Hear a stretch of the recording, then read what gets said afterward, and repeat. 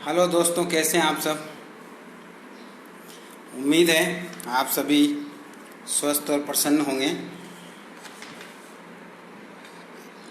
Lockdown का जो समय चल रहा है और कोरोना से जो स्थितियां पैदा हुई है उन सब से तो हम सब परिचित हैं, अवगत हैं।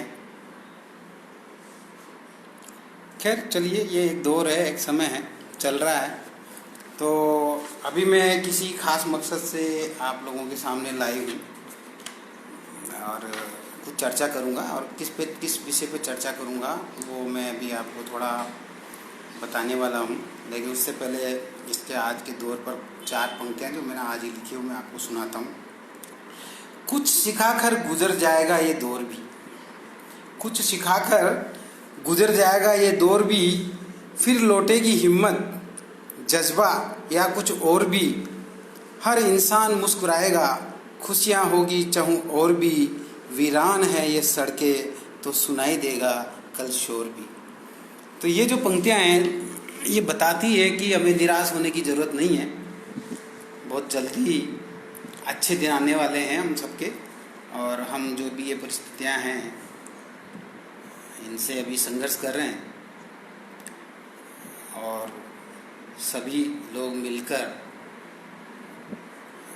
जिस बेहतरी से सरकारी निर्देशों का पालन करते हुए, लॉकडाउन का सम्मान करते हुए, अपने घर में रहते हुए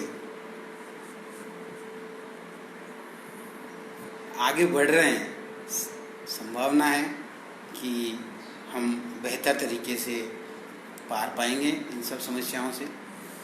तो अभी मैं आपके साथ बात करने इसलिए आया था कि पिछली बार आपको याद होगा मैंने वैज्ञानिक नज़रिया पे काफ़ी डिटेल से आपके साथ लगभग आधे घंटे बात की थी। उस पर बहुत अच्छे फीडबैक लोगों के आए थे, दोस्तों के आए थे, साथियों के आए थे।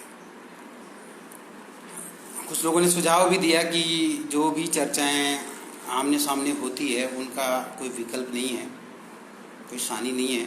लेकिन अभी मजबूरी है कि हम लोग लॉकडाउन के चलते आमने सामने बात नहीं कर सकते। हमारे पास ये मीडिया और फेसबुक और ये ऐसी चीज़ें ही माध्यम हैं जिनके माध्यम से हम आपस में चर्चा कर सकते हैं।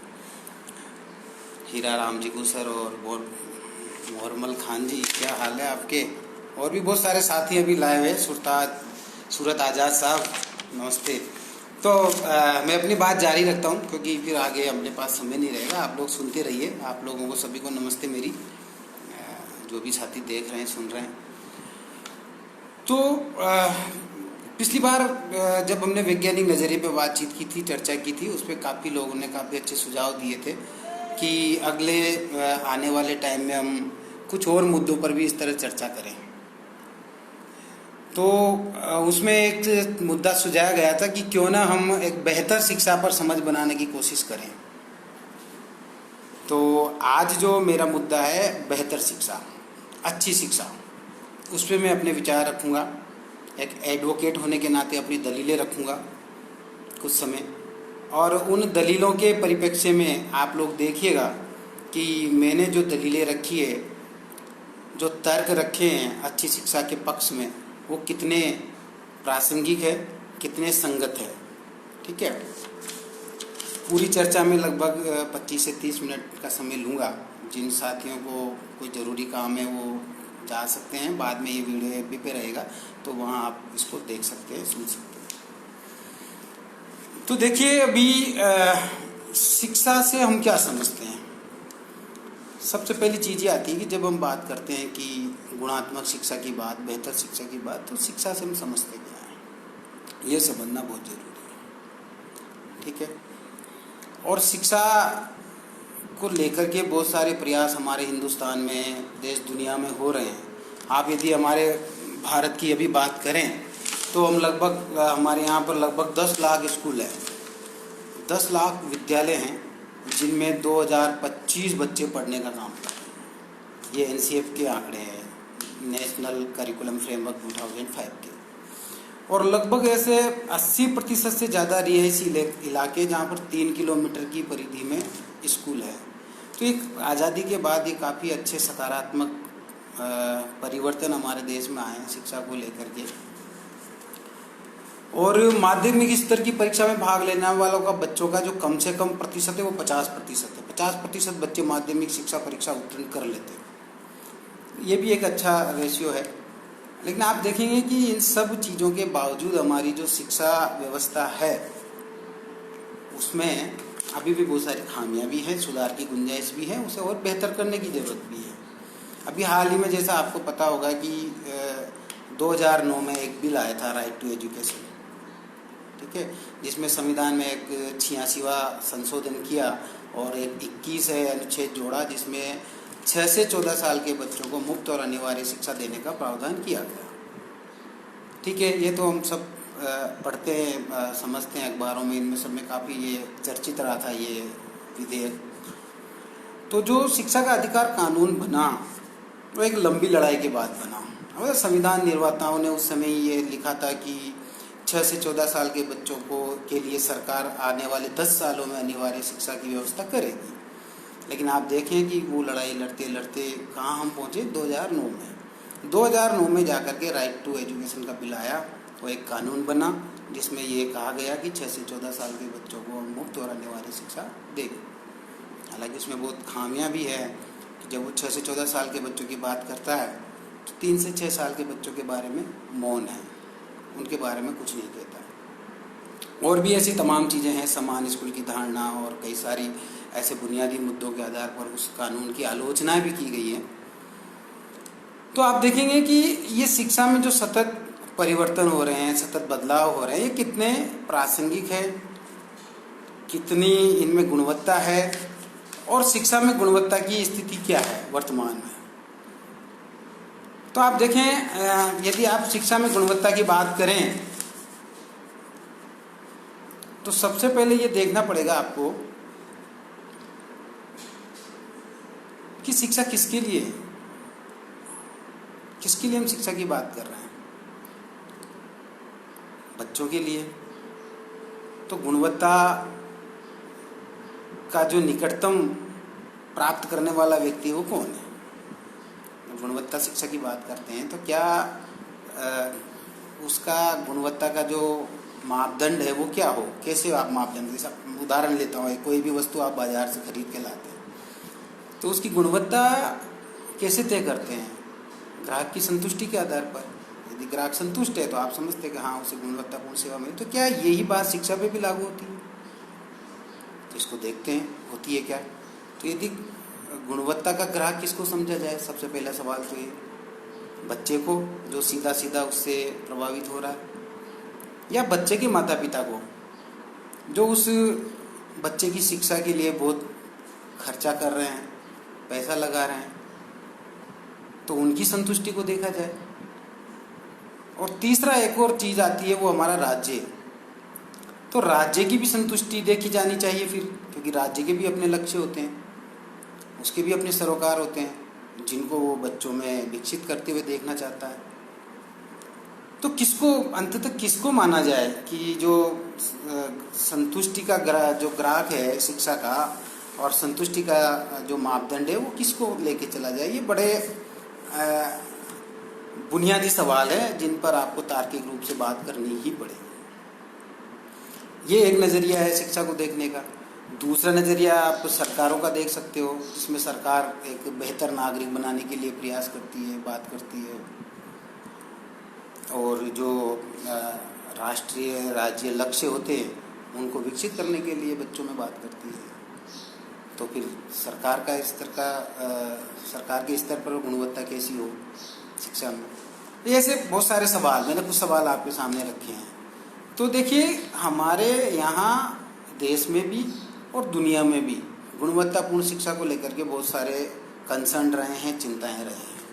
जैसा कि मैं आपको बताऊं कि 1994 में एक लैटिन अमेरिकन लेबोरेटरी करके एक अध्ययन हुआ था। तो ये लैटिन अमेरिका और वहाँ के जो कैरिबिया के जो प्राथमिक स्कूल थे उनके कक्षा 3 और 4 के बच्चों का अध्ययन था। ठीक है, ये बहुत ही अच्छा अध्ययन था। इस अध्ययन में जो है उन्होंने हर बच्चे को शामिल किया, बच्चे के घर संबंधी माहौल को उसमें देखा गया कि बच्चे का परिवेश कैसा है, बच्चे के को घर में किस तरह का माहौल मिल रहा है वो, और उसको शिक्षा कैसे प्रभावित करती है, ये चीज़ भी उन्होंने देखी उस अध्ययन में। दूसरी चीज़ जो देखी, शिक्षा शास्त्रीय प्रक्रियाएं। ये बहुत कम लोग देखते हैं कि जो जिन विधाओं से, जिन तरीकों से आप बच्चों को पढ़ा रहे हैं वो शिक्षा शास्त्रीय प्रक्रियाएं कैसी है, क्या वो शिक्षा के लक्ष्यों को प्राप्त करने में महत्वपूर्ण योगदान दे रही है। ये भी एक उसका आधार था उस अध्ययन का। और स्कूल का माहौल, जो स्कूल का वातावरण है वो सीखने में बहुत मददगार होता है, आप जानते हैं। तो स्कूल के माहौल को भी उसमें समेटा गया। और एक जो महत्वपूर्ण चीज थी वो शिक्षकों का दृष्टिकोण, शिक्षकों का नजरिया, उसके आधार पर भी उन्होंने ये अध्ययन किया, वो उसमें उसको भी देखने की कोशिश की। और अभिभावकों का जुड़ाव, बच्चों के माता पिताओं का जुड़ाव शिक्षा और विद्यालय से कैसा हो, ये सब उनके अध्ययन के विश्लेषण के मापदंड थे। उसमें उन्होंने अध्ययन किया। ये 1994 में हुआ था। इसके बाद एक और 1997 में एक और अंतर्राष्ट्रीय छात्र आकलन कार्यक्रम आया जिसको हम पीसा बोलते हैं। इन्होंने विभिन्न देशों का तुलनात्मक अध्ययन किया शिक्षा की स्थिति को लेकर के। कई सारे देशों का इन्होंने अध्ययन करने के बाद में, और उसमें खासकर जो पठन क्षमता है बच्चों की उसको देखा गया, गणित कर पाने की क्षमता को देखा गया, विज्ञान के बारे में बच्चों का सोच नज़रिया कैसा है क्या उसको देखा गया। लेकिन इसमें कुछ चीज़ें और शामिल की गई थी। जो 1994 के लैटिन अमेरिकन लेबोरेटरी का जो अध्ययन था उससे इतर थोड़ी ज़्यादा आगे की बात इसमें की गई। उसमें था एक तो समस्या समाधान का कौशल, बच्चों में समस्या समाधान के कौशल का स्तर क्या है, ये भी उन्होंने एक चीज़ देखी। छात्र की जो पृष्ठभूमि है वो किस पृष्ठभूमि से आ रहा है, किस परिवेश से आ रहा है, उसको भी देखा। और घरेलू वातावरण, ये यहाँ भी देखा गया था, उस अध्ययन में भी ये चीज़ देखी गई थी। तो ये जो वैश्वीकरण के स्तर पर जो अध्ययन हुए शिक्षा की गुणवत्ता को देखने समझने के लिए, ऐसा कोई अध्ययन हमारे देश में भी हुआ क्या, ये एक सवाल है। तो हमारे देश में भी इस तरह के अध्ययन होते रहे हैं जो शिक्षा की गुणवत्ता पर, वो ज़्यादातर बच्चों के अधिगम स्तर को लेकर के हुए हैं। अधिगम स्तर मतलब बच्चे गणित में क्या जानते हैं, बच्चे भाषा में क्या जानते हैं, बच्चे विज्ञान में क्या जानते हैं या अंग्रेजी में क्या जानते हैं। कुछ संस्थाएं हैं असर वगैरह जो अंग्रेजी में भी बच्चों का अध्ययन उनका आकलन करती है, मूल्यांकन करती है। अब आप देखिए कि ये जो सतही तरह के आकलन है, इनमें बहुत सारी ऐसी चीज़ें जो हमें वैश्वीकरण की जो आकलन है उनमें दिखाई देती, वो यहाँ नहीं दिखाई देती। जैसे बच्चों के पृष्ठभूमि, बच्चों का परिवेश, माहौल, विद्यालय का माहौल, विद्यालय में जो मूल्य, उनका स्तर क्या है, वो किस तरह से वहाँ पल्लवित हो रहे हैं, पोषित हो रहे हैं कि नहीं हो रहे हैं, ये सब चीज़ें। तो ये हमें हमारे यहाँ के जो अध्ययन है उनमें दिखाई नहीं देती। कोई अध्ययन उनको कवर नहीं करता अभी तक। तो हो सकता है भविष्य में कुछ ऐसे अध्ययन बने, कुछ ऐसे मूल्यांकन हो बच्चों के स्तर पर, विद्यालय स्तर पर, देश के स्तर पर, जिसमें इनको जांचा परखा जाए। तो ये एक बैकग्राउंड मैंने बनाने की कोशिश की है शिक्षा के बारे में बात करने के लिए। और अभी हम जब शिक्षा की बात करेंगे तो बहुत सारी बात NCERT की करेंगे, जो नेशनल करिकुलम फ्रेमवर्क है। हमारे देश में भी ऐसी बहुत सारी, आपको पता है 1986 में एक शिक्षा नीति बनी थी। उसके बाद कई सारे नेशनल करिकुलम फ्रेमवर्क आए जो 2002 में, 2005 में, और अभी हाल ही में एक राष्ट्रीय शिक्षा नीति 2019 बननी है, जो भी काफ़ी, जिसका मसौदा काफ़ी चर्चा में रहा। राइट टू एजुकेशन की हमने बात की जो 2009 में आया। और अभी एक नई चीज़ जो आ रही है वो समावेशी शिक्षा की बात हम कर रहे हैं। समावेशन शिक्षा मतलब जो लोग हाशिए पर है, ऐसे बच्चे, खासकर जो दलित बच्चे हैं या खासकर जो छात्राएं हैं, बालिकाएं हैं, और विभिन्न वर्गों और समूहों के जो तमाम बच्चे और विभिन्न तरीक़ों से सीखने वाले बच्चे। बहुत सारे बच्चे अलग तरीक़ों से सीखते हैं, उनके लिए अलग अलग शिक्षा की बात की जाती है। तो समावेशन में इन सबको साथ लेकर किस तरह से एक शिक्षा नीति बनाई जाए, शिक्षा प्रणाली विकसित की जाए जिसमें सभी बच्चों को समान रूप से शिक्षा मिले। तो समावेशन भी एक चीज़ है। आप देखिए कि समावेशन और ये सब के बावजूद जो हमारे वित्तीय संसाधनों की हमारे पास कमी नहीं है, देश दुनिया के पास कमी नहीं है, लेकिन इस सब के बावजूद भी हम अभी तक जो समावेशन है उसको प्राप्त नहीं कर पाए हैं शिक्षा में। ठीक है, तो वापस से उस मूल सवाल पे आते हैं कि बेहतर शिक्षा किसे कहा जाए। ये एक महत्वपूर्ण सवाल है। अब आप कहेंगे कि अच्छा भवन हो, बच्चों के लिए बैठने की बेहतर व्यवस्थाएं हो। भाई स्वतंत्र कुमार जी, अमित गौर जी, कैसे हैं आप?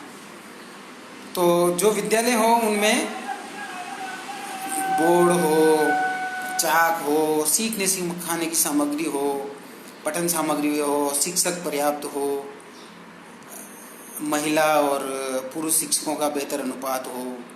ये एक लिस्ट बनाई जा सकती है ऐसी बहुत बड़ी। ठीक है, तो ऐसी एक बड़ी लिस्ट बना लीजिए आप। और क्या फिर मेरा उस पर एक सवाल है कि ये सब है तो क्या गुणवत्तापूर्ण शिक्षा हो जाएगी? क्या हम मान लेंगे कि हाँ ये सब आ गया और सारे भौतिक संसाधन हो गए तो बेहतर शिक्षा हो गई, अच्छी क्वालिटी एजुकेशन हो गई? ये माना जाएगा? मुझे लगता है नहीं, ये अधूरी बात होगी। ये जो भी भौतिक संसाधन की हम बात कर रहे हैं ये गुणवत्ता के लिए शर्तें हैं, गुणवत्तापूर्ण शिक्षा को प्राप्त करने के साधन मात्र हैं। इनको हम गुणवत्तापूर्ण शिक्षा नहीं कह सकते। तो फिर गुणवत्तापूर्ण शिक्षा क्या है? फिर सवाल वहाँ का वही है। सवाल अभी भी हमारा जो है इसकी मांग कर रहा है कि गुणवत्तापूर्ण शिक्षा पर और विचार विमर्श किया जाए।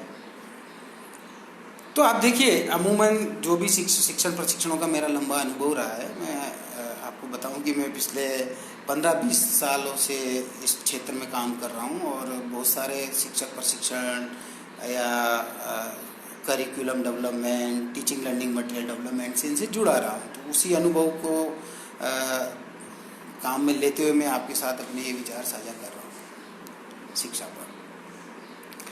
तो सवाल फिर वही कि यदि भौतिक संसाधन सब शर्त भर है, साधन भर है, तो फिर गुणवत्तापूर्ण शिक्षा है क्या? इसको समझते हैं। इसको हम इस तरह से समझ सकते हैं कि जब आप शिक्षा की बात कर रहे हैं तो ये शिक्षा किसके लिए होती है?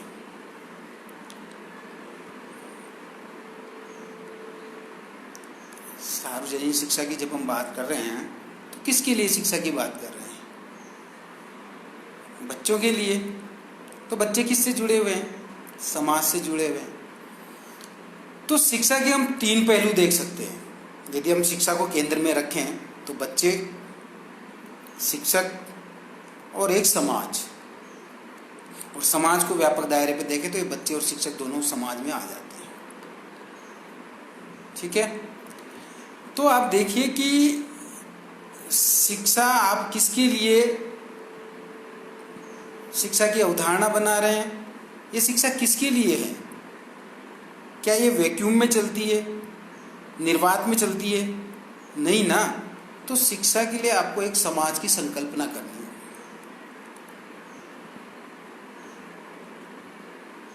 ठीक है, वो समाज कैसा हो, आप कैसी सोसाइटी चाहते हैं, वो सोसाइटी आपको सोचनी होगी। तो समाज की संकल्पना हमको देखनी पड़ेगी। अब ये समाज कैसा हो, तो आप कैसा समाज चाहते हैं? मैं 1-2 उदाहरण देता हूँ आपको, थोड़ा सा क्लियर करने के लिए चीज़ों को, और चीज़ें स्पष्ट होंगी आपके और हमारे बीच में। आप देखिए, यदि आप एक ऐसा समाज चाहते हैं जहाँ पर लूट मार, बलात्कार, मैं उदाहरण दे रहा हूँ ना, ऐसा समझिएगा, उसको थोड़ा सा समझने की दृष्टि से ये बता रहा हूँ आपको कि समाज कैसा हो। डकैती वाला समाज, तो आप क्या करेंगे? कैसी शिक्षा व्यवस्था का निर्माण करेंगे? सोचिए जरा। पारंगत डकैत, बहुत ही पारंगत डकैत होने चाहिए वहाँ पर, जो डकैती करने में माहिर हो। तो विद्यालय फिर जो होंगे वो कैसे होंगे? ये सब सिखा रहे होंगे। शिक्षक कैसे होंगे, कैसे शिक्षक होंगे? उनसे भी बेहतर, जिनके पास कुशल दक्ष शिक्षक वो विद्या हो सिखाने की, और फिर पूरा एक संसाधन वगैरह आपको वैसा बनाना होगा यदि आप उस तरह का समाज चाहते हो। तो पर मुझे नहीं लगता हम में से कोई भी वैसा समाज चाहेगा, नहीं चाहेंगे हम। लेकिन एक समझने की दृष्टि से आप वैसा समाज चाहेंगे तो शिक्षा व्यवस्था कैसी होगी, पढ़ाने की विधियाँ कैसी होगी, आपके जो है शिक्षा की धारणा क्या होंगी, शिक्षा के उद्देश्य क्या होंगे, सीखने के सिद्धांत क्या होंगे, ज्ञान और समझ का दायरा क्या होगा, वो आपको देखना पड़ेगा। पर हम वो तो समाज नहीं चाहते हैं, लूट पे टिका समाज तो नहीं चाहते हैं। तो हम कैसा समाज चाहते हैं? हम जो समाज चाहते हैं उसकी बात करता है एनसीएफ 2005। एनसीएफ 2005 कहता है कि एक बेहतर नागरिक जिसमें संवैधानिक मूल्यों का विकास हो, शिक्षा का लक्ष्य होना चाहिए। एक बेहतर नागरिक का निर्माण करना, एक ऐसे नागरिक का विकास करना जिसमें संवैधानिक मूल्यों का विकास हो, ये एक बात है, ये एक उद्देश्य है उसका। अब ये संवैधानिक मूल्य क्या है? न्याय है, बराबरी है, स्वतंत्रता है, समानता है, आर्थिक समानता है, ये सब मूल्यों का विकास हो उसमें बच्चे में। तो आप ऐसी शिक्षा चाहते हैं, ऐसा समाज चाहते हैं, ऐसा समाज चाहते हैं तो ऐसी शिक्षा आपको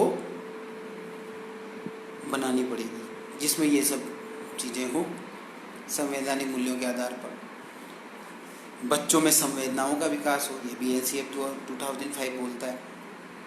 एनसीएफ 2005 ये भी कहता है कि बच्चों में जो है कर्म और विचार करने की सामर्थ्य का विकास हो, आत्मनिर्भर बने हो, वो कला और उसके विभिन्न रूपों में आनंद लेना सीखे। ये भी एनसीएफ 2005 बोलता है। तो जो एनसीएफ 2005 की एक शिक्षा की संकल्पना है उसको आप देखोगे तो एनसीएफ 2005 जो है संवैधानिक मूल्यों के विकास की बात करता है शिक्षा के लक्ष्यों के उद्देश्यों के रूप में। तो आप जो समाज चाहते हैं वो संविधान में जो मूल्य दिए गए हैं उसके आधार पर ही चाहते हैं ना। ये भाईचारे वाला समाज चाहते हैं ना कि डकैती वाला, जहाँ पर सब समान रूप से रहें, एक दूसरे का सम्मान करें, आदर करें, एक दूसरे की गरिमा का सम्मान करें। तो जब ये वाला समाज आप चाहते हैं तो शिक्षा व्यवस्था भी वैसी होनी चाहिए। फिर शिक्षा से जो जुड़ी हुई शिक्षा की समाज की धारणा की हमने बात की, शिक्षा की धारणा की हमने बात की कि ऐसा समाज हम चाहते हैं जहाँ पर संवैधानिक मूल्यों का बच्चों में विकास हो। तो फिर हमने शिक्षा की धारणा की बात की कि शिक्षा व्यवस्था इन पर आधारित होनी चाहिए और शिक्षा के उद्देश्य से संवैधानिक मूल्यों के अनुरूप होनी चाहिए, जो कि एनसीएफ 2005 बोलता है। फिर सीखने के सिद्धांत, और आप देखेंगे कि इन सब का आपस में एक संबंध है। जैसे आप शिक्षा क्रम की बात करेंगे शिक्षा में, तो शिक्षा क्रम फिर किससे प्रभावित होगा? सबसे पहले तो शिक्षा क्रम ही बनाएंगे ना। देश की शिक्षा के लिए सबसे पहले क्या नीतिगत दस्तावेज बनाया जाता है? शिक्षा क्रम, शिक्षा नीति। शिक्षा नीति के आधार पर शिक्षा क्रम बनेगा आपका। तो शिक्षा क्रम में भी आपको उन संवैधानिक मूल्यों को ध्यान में रखकर वो शिक्षा क्रम बनाना पड़ेगा, ठीक है। फिर जो आपने शिक्षा की धारणा बनाई है, जो समाज की धारणा बनाई है, उसके आधार पर जो शिक्षा क्रम बना, उस शिक्षा क्रम में आपको ये व्यवस्थित तरीके से निरूपित करना होगा, व्यवस्थित तरीके से लिखना होगा कि पाठ्य वस्तु कैसी हो, हमारी शिक्षण सामग्री कैसी हो। क्योंकि पाठ्य वस्तु और शिक्षण सामग्री किसके आधार पर बनती है? शिक्षा क्रम के आधार पर, करिकुलम के आधार पर। तो फिर आपको वैसी पाठ्य वस्तु और शिक्षण सामग्री का निर्माण करना पड़ेगा। और शिक्षण विधियाँ तीसरी चीज़ है कि आपकी शिक्षण विधियाँ कैसी हो। तो फिर शिक्षण विधियाँ भी उसके अनुरूप ही होनी चाहिए। मतलब शिक्षण, उदाहरण के लिए मान लीजिए आप बच्चों में न्याय के मूल्य का विकास करना चाहते हैं और आप मार मार के बच्चों को डंडे मार करके पढ़ाने की शिक्षण विधि का इस्तेमाल कर रहे हैं। आप चाहते हैं कि बच्चों में स्वतंत्रता का विकास और आप डरा धमका करके भय वाली शिक्षण विधि का इस्तेमाल कर रहे हैं। तो वो मूल्य कैसे विकसित होंगे बच्चों होंगे क्या? और फिर आपका जो वांछित समाज है, जिस तरह का समाज आप चाहते हैं, वो समाज कैसे विकसित होगा? तो यहाँ सवाल है कि आप विद्यालय में किस तरह की शिक्षण विधि इस्तेमाल कर रहे हैं। आपकी पाठ्य पुस्तकों में जो विषय वस्तु है वो क्या है, आपकी पाठ्य पुस्तकें बच्चों को क्या पढ़ा रही है, कैसे मूल्य विकसित कर रही है, कैसे उनकी आदर्शों की तरफ उनको ले जा रही है। तो पाठ्यक्रम को आपको देखना पड़ेगा। और आप देखिए आज का पाठ्यक्रम देखिएगा, जो विभिन्न राज्यों में पाठ्यक्रम बन रहे हैं, तो आपको ये भी समझना चाहिए कि जो पाठ्यक्रम बनाते हैं, पाठ्यक्रम बनाने में किसका महत्वपूर्ण रोल होता है, किसकी भूमिका होती है, सरकारों की होती है। और अलग अलग राज्यों में अलग अलग विचारधाराओं की सरकारें होती हैं। वो सरकारें कोशिश करती है कि वो जो भी पाठ्यक्रम बने, जो विषय वस्तु बने, वो उनकी विचारधारा से संबंधित हो, और जो बच्चे आगे जा कर के उनकी विचारधारा को समझे, उस पर चले। तो फिर सवाल यह आता है कि संगत विचारधारा क्या हो। फिर आपको वही संविधान इसका जवाब देता है कि आपको संविधान के मूल्य देखने पड़ेंगे, जो संविधान के वैल्यूज है, जो संविधान हमारा कहता है कि किस तरह का समाज हम चाहते हैं। ये आपके संविधान की प्रस्तावना में बहुत डिटेल से लिखा हुआ है कि हम किस तरह का समाज चाहते हैं। लोकतांत्रिक समाज चाहते हैं जिसमें सबको आज़ादी हो, अपने विचार व्यक्त करने की आज़ादी हो, पंथ निरपेक्षता हो, जहाँ सभी को अपने अपने धर्म और पद्धतियों के अनुसार काम करते हुए समाज के भले के लिए, देश के भले के लिए काम करना हो, लेकिन राज्य को इन सभी धर्मों से दूरी बनाकर रखनी हो। ये पंथ निरपेक्षता है। तो ये जो मूल्य हैं, संवैधानिक मूल्य, क्या इन संवैधानिक मूल्यों का विकास हमारे बच्चों में, हमारा जो अभी वर्तमान का करिकुलम है, पाठ्यक्रम है, वो कर रहा है? ये एक और सवाल है। गुणवत्तापूर्ण शिक्षा की तरफ जाएंगे आप, तो यहाँ भी आपको देखना पड़ेगा, ये आप छोड़ नहीं सकते इन मुद्दों में। फिर आपको देखना पड़ेगा विद्यालय का वातावरण। तो अभी तक की बात को करें तो आपने समाज की बात की, कैसा समाज आपको चाहिए। आपने ये बात की समाज की धारणा के अनुसार आपकी शिक्षा व्यवस्था कैसी हो, शिक्षा के उद्देश्य कैसे हो। हमने ये समझने की कोशिश की सीखने के सिद्धांत क्या हो, ज्ञान और समझ का दायरा क्या हो, और फिर इन सब के अनुसार हमारा शिक्षा क्रम कैसा हो,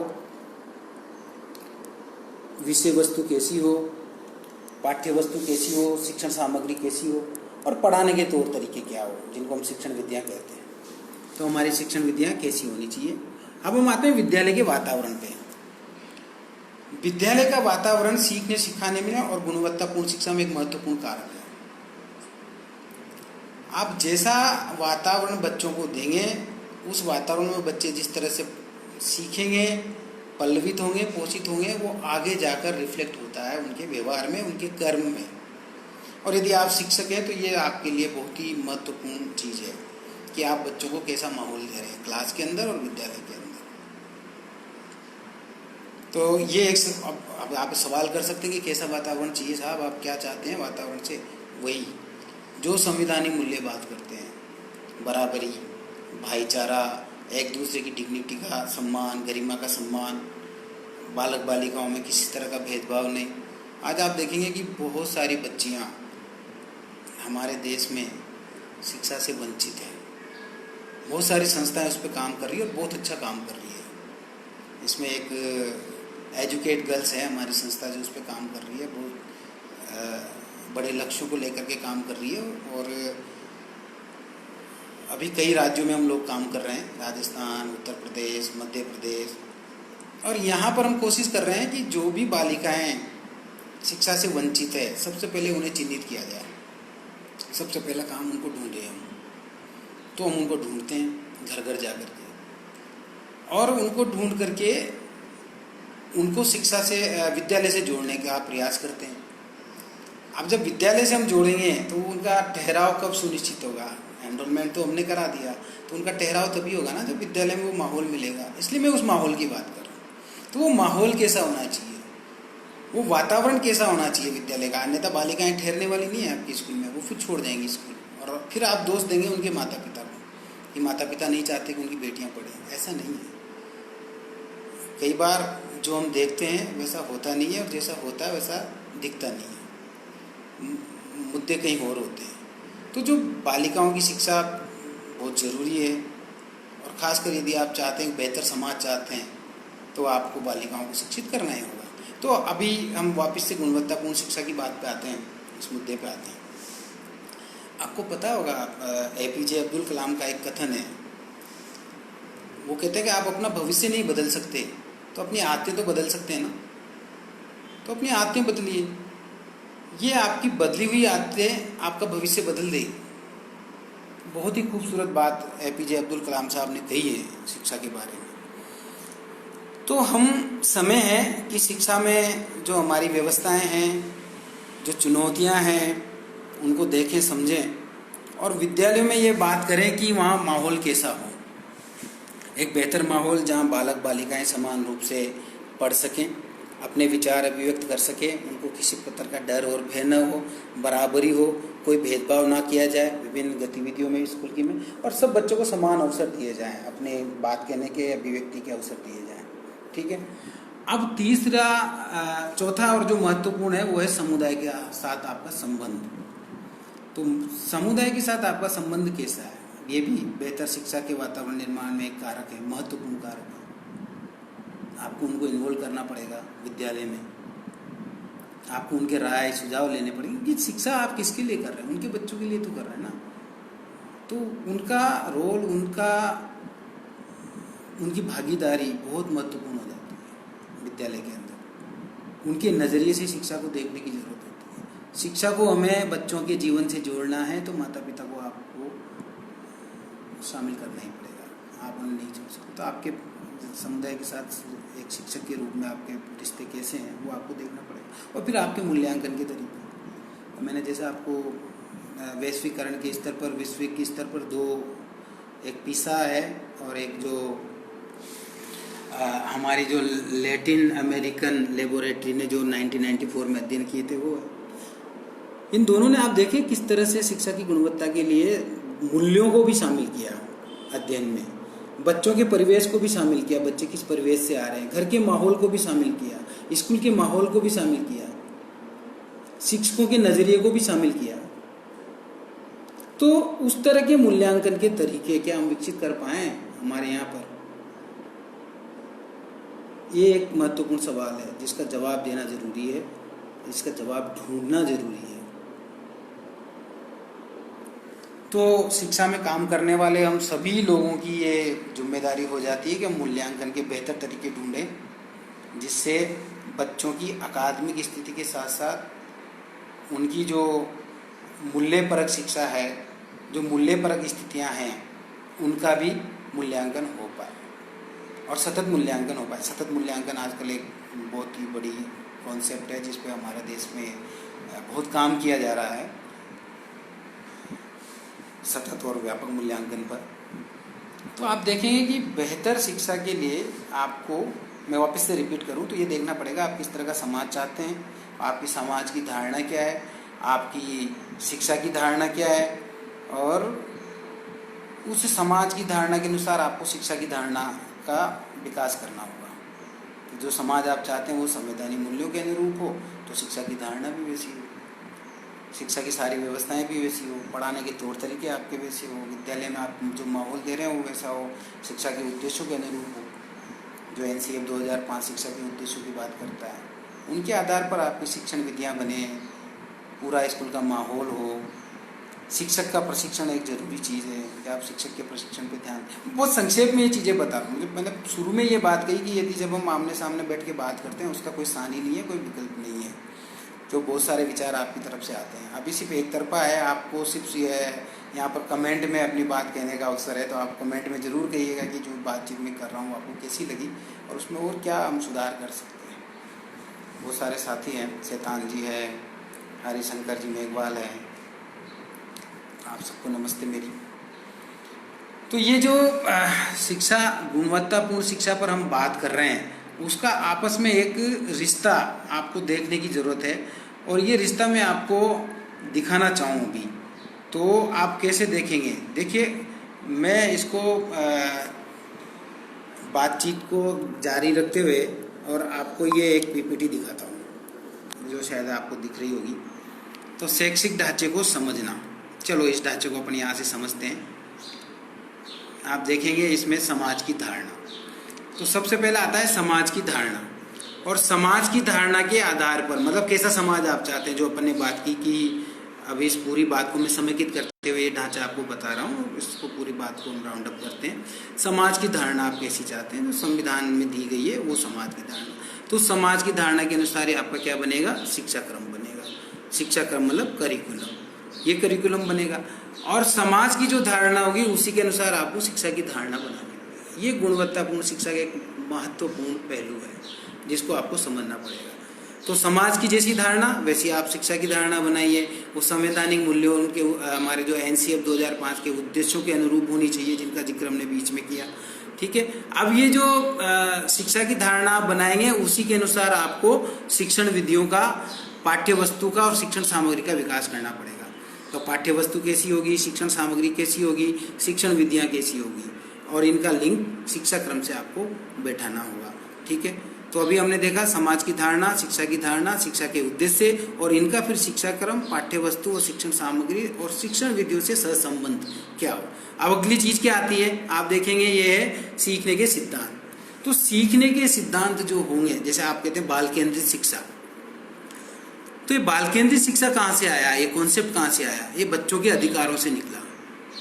जो यूएनओ में बच्चों के अधिकारों की बात की गई है और हमारा संविधान भी करता है कि बच्चों को खेलने का अधिकार है, भागीदारी का अधिकार है, बच्चों को जीवन जीने का अधिकार है, सवाल पूछने का, अपनी बात अपने को अभिव्यक्त करने का अधिकार। ये जो तमाम बच्चों के अधिकार है ये सिद्धांतों के रूप में परिणित हो जाते हैं। तो सीखने के जो सिद्धांत है वो इस तरह से आपको बनाने होंगे, उन पर खूब सोचना पड़ेगा। सीखने के सिद्धांत के बाद ज्ञान और समझ।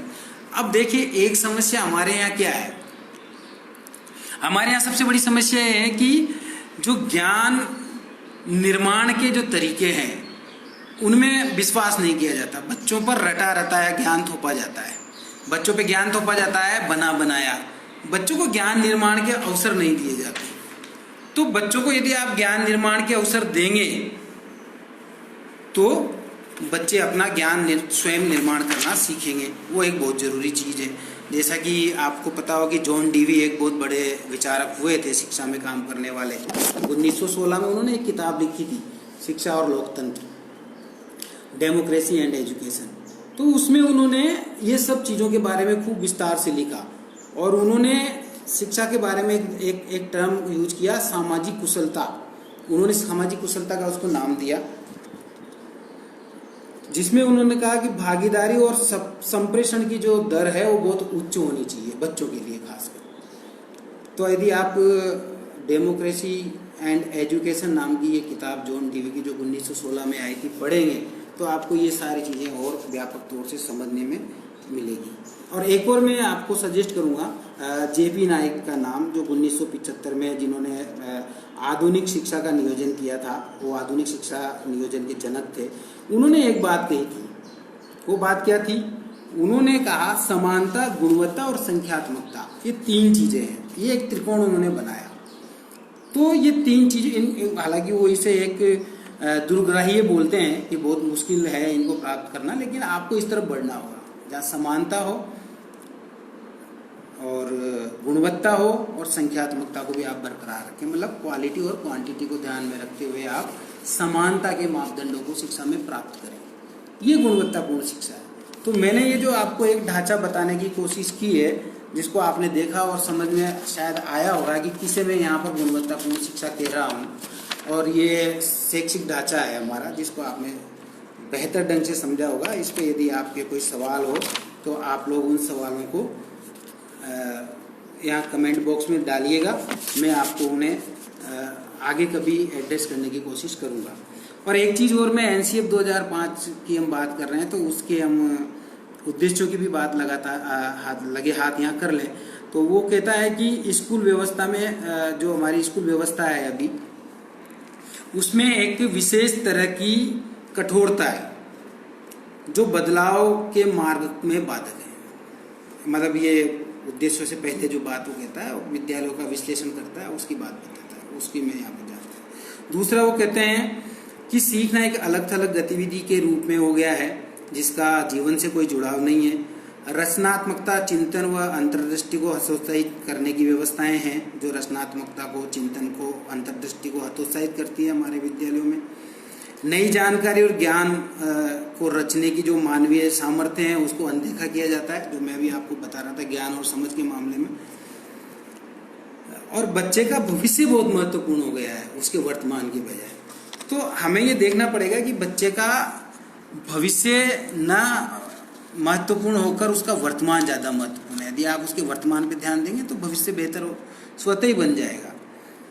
तो आप यहाँ पर एनसीईएफ के शिक्षा के उद्देश्यों की भी बात कर लेते हैं। पहला उद्देश्य है लोकतांत्रिक मूल्यों का विकास, जो हमने बात की, न्याय, भाईचारा, स्वतंत्रता, समानता, पंथ निरपेक्षता और ज्ञान और दुनिया की समझ के साथ उसमें संवेदनशीलता का विकास हो, ये एनसीईएफ 2005 बात करता है। कर्म करने की सामर्थ्य का विकास हो, विचार व निर्णय लेने की सामर्थ्य का विकास हो, उसको आत्मनिर्भर बने, सीखने के प्रति उसमें जिज्ञासा हो, सौंदर्य और कला के विभिन्न रूपों को जानने समझने की उसमें रुचि हो, उन सब में ये एनसीईएफ 2005 बोलता है। तो अब आप स्कूल में क्या करेंगे यदि ये सब चाहते हैं तो? अब ये सवाल आ गया वापस से, ठीक है, यहाँ हम वापस लौट आते हैं हमारी इस बात पे। अब आपने समझ लिया गुणवत्तापूर्ण शिक्षा क्या है, तो इसके अनुसार आप स्कूल में कैसा माहौल बच्चों को देंगे। तो मैं सबसे पहले आपको, यदि आप शिक्षा में काम करते हैं तो ध्यान से सुनिए और इनको नोट भी आप कर सकते हैं। सबसे पहली चीज़ है भागीदारी। हर एक गतिविधि में स्कूल से जुड़े हर एक बच्चों से संबंधित जो भी कार्य है उनमें आप बच्चों की भागीदारी सुनिश्चित कीजिए। मसलन विद्यालय के टाइम टेबल में, पढ़ाने के तरीके, जो क्रम है विषयों को पढ़ाने का, उसमें भागीदारी लीजिए। स्कूल की व्यवस्थाओं में बच्चों की भागीदारी लीजिए। ये सब चीज़ों में आप बच्चों की भागीदारी सुनिश्चित कीजिए, तो वो अपने आप को बच्चे जिम्मेदारी लेना सीखेंगे और बच्चों में जो एक उनका मूल अधिकार है भागीदारी करना, उसका आप बच्चों में विकास कर रहे होंगे, उसका ध्यान रख रहे होंगे। दूसरा है न्यायपूर्ण वो बराबरी का व्यवहार। आप बच्चों के साथ न्यायपूर्ण और बराबरी का व्यवहार कीजिए, बालक हो चाहे बालिका, सभी के साथ बराबरी का व्यवहार कीजिए। और एक चीज है समता, वो बच्चों की स्वतंत्रता को स्थान मिले स्कूल के अंदर। बच्चों की स्वतंत्रता का विशेष ख्याल आप रखिए यदि आप चाहते हैं कि अच्छे समाज के नागरिक वो बने। बच्चों को जो है सभी धर्म और पंथों का एक विश्लेषणात्मक अध्ययन करने का अवसर आप दें। कई बार हम थोपते हैं चीज़ों को, आप सवाल के रूप में चीज़ें रखें, विभिन्न धर्मों के बारे में आप पढ़ाएं। ये प्रोफेसर कृष्ण कुमार का नाम आपने सुना होगा, वो हमेशा इस बात को कहते हैं कि पढ़ने दीजिए ना बच्चों को। जब आप बच्चों को धर्म के बारे में जानने दीजिए, उन्हें सभी धर्मों के बारे में जानने दीजिए, लेकिन उन्हें सवाल भी करने दीजिए, उन्हें पूछने दीजिए क्या ऐसा संभव है, क्या ऐसा हो सकता है, और हुआ तो कैसे हुआ। फिर आपको भी तैयारी करनी पड़ेगी एक शिक्षक के तौर पर उनके सवालों को जवाब देने के लिए। लेकिन ये बहुत मुश्किल काम है। यहाँ पर पंथ निरपेक्षता का आपको बहुत ध्यान रखना पड़ेगा और इस वैल्यू को अपने जीवन और व्यवहार में लाके ही आप बच्चों के सवालों के संगत और वाजिब जवाब दे सकते हैं, अन्यथा मुश्किल है। तो ये आप सोचिएगा, आप देखिएगा। मैं भी एक शिक्षक रहा हूँ, मैंने तो काफ़ी कोशिश की थी इन सब मुद्दों पर बच्चों के साथ बात करता था, उनको स्वतंत्र रूप से सोचने के मौके देता था कि वो सोचे क्या ठीक है क्या नहीं है। मैं कभी कोई चीज़ उन पर नहीं थोपता था, आप भी मत थोपिए, ठीक है। तो ये चीज़ करिए। स्कूल में माहौल संवेदनशील हो, स्कूल का एक अच्छा माहौल बनाइए, संवेदनाएं बच्चों में विकसित हो, प्रत्येक काम शिक्षा के उद्देश्यों के अनुरूप हो, उसके शिक्षा के उद्देश्यों से जुड़ा हुआ हो, ये आप जरूर ध्यान रखिएगा। तो ये आप शिक्षा के उद्देश्यों के अनुरूप अपने विद्यालयों में बदलाव ला सकते हैं, एक अच्छी शिक्षा बच्चों को दे सकते हैं। मैं अपनी बात यहीं ख़त्म कर रहा हूँ। उम्मीद है आपको मेरा ये जो बेहतर शिक्षा अच्छी शिक्षा पे सेशन था अच्छा लगा होगा, और इसमें क्या चीज़ें और जोड़ी जा सकती है उसके बारे में यदि आप अपनी राय अपने सुझाव देना चाहें तो वो राय सुझाव आप यहाँ कमेंट बॉक्स में ज़रूर रखें। वो मेरे लिए बहुत महत्वपूर्ण है अपने काम को बेहतर बनाने के लिए, अपनी समझ को और शार्प करने के लिए। तो उम्मीद है आप मेरा ये निवेदन स्वीकार करेंगे। यहाँ कमेंट बॉक्स में अपने विचार, अपने सुझाव जरूर देंगे, और गुणात्मक शिक्षा पर, बेहतर शिक्षा पर, अच्छी शिक्षा पर हमने जो ये बातचीत की है वो आपको पसंद आई होगी। धन्यवाद सुनने के लिए। Bye bye, take care, stay home, stay safe. ठीक है, फिर मिलेंगे जल्दी एक नए विषय के साथ।